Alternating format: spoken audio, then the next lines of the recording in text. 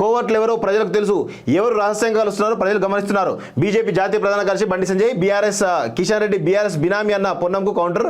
మంత్రుల్లో అప్పుడే అహంభావం కనబడుతున్న వ్యాఖ్యలు అంటూ ఒకరిని చూస్తాను కదా, ఒకసారి ఈయన మాట్లాడదాం. ఒకసారి కిషన్ రెడ్డి బీఆర్ఎస్ బినామీ అంటూ మంత్రి పొన్నం ప్రభాకర్ చేసిన వ్యాఖ్యలకు బీజేపీ జాతీయ ప్రధాన కార్యదర్శి బండి సంజయ్ కౌంటర్ ఇచ్చారు. కోర్టులు ఎవరో ప్రజలందరికీ తెలుసని, ఏ పార్టీ నేతలతో రహస్యం కలుస్తున్నారో అనే విషయాన్ని ప్రజలు గమనిస్తున్నారని వ్యాఖ్యానించారు. కొందరు మంత్రులు ముఖ కవలికలు, వాళ్ళు వాడుతున్న భాషను చూస్తుంటే అధికారంలో ఉన్న సమయంలో బీఆర్ఎస్ నేతలు వ్యవహరించిన తీరును జ్ఞప్తికి తెస్తున్నారు. అంటే అక్కడక్కడ బీఆర్ఎస్ వేలు కనిపిస్తున్నాయని, వాటిని కుక్కటి వేలుతో పెగిలించేదాకా విశ్రమించేది లేదన్నారు. కొందరు మంత్రులు అప్పుడే అహంభావం కొట్టేసం కనిపిస్తున్నారు, ఇష్టారీతిన మాట్లాడడం సరికాదన్నారు. అదృష్టం వల్ల కాంగ్రెస్ అధికారంలోకి వచ్చింది తప్ప ఆ పార్టీ నేతలు చేసిన పోరాటం ఏమీ లేదు. అసలు కాంగ్రెస్ ఎవరి కోసం పోరాడింది?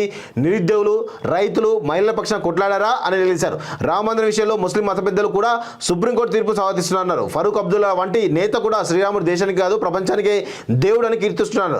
అసదుద్దీన్ ఓవైసీని ముస్లిం సమాజమే నమ్మడం లేదన్నారు. గోమాతను వధిస్తుంటే చూస్తూ ఊరుకుంటామా అని ఆగ్రహం వ్యక్తం చేశారు. అలాంటి ఫాల్తుగాలు పబ్లిక్లో శిక్షించాలని అన్నారు. వాస్తవంగా ఇక్కడ అసలు విషయం ఏంటంటే, గత 5 సంవత్సరాలుగా అసలు బీజేపీ పార్టీ పోరాడినంత దానిలో 10% కూడా కాంగ్రెస్ పార్టీ పోరాడలేదు. వాస్తవంగా 10% కూడా పోరాడలేదు. గత 5 సంవత్సరాలుగా పోరాడేదంతా కూడా బీజేపీ వాస్తవంగా.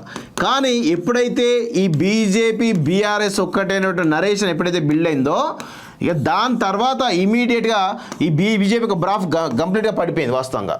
ఆ ఎఫెక్ట్ బీఆర్ఎస్ మీద కూడా పడ్డది వాస్తవంగా.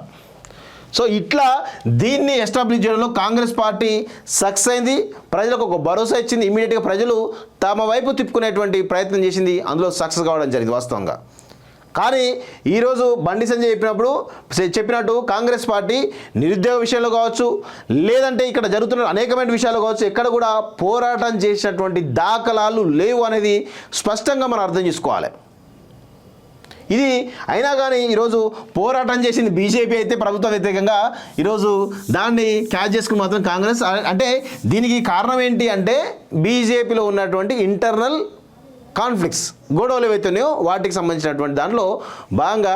అంటే బీజేపీని ఎవరో బొందబెట్టలేదు, వీళ్ళకు వీళ్ళే పెద్ద గొయ్యి తీసుకొని మరీ బొందబెట్టుకున్నారు.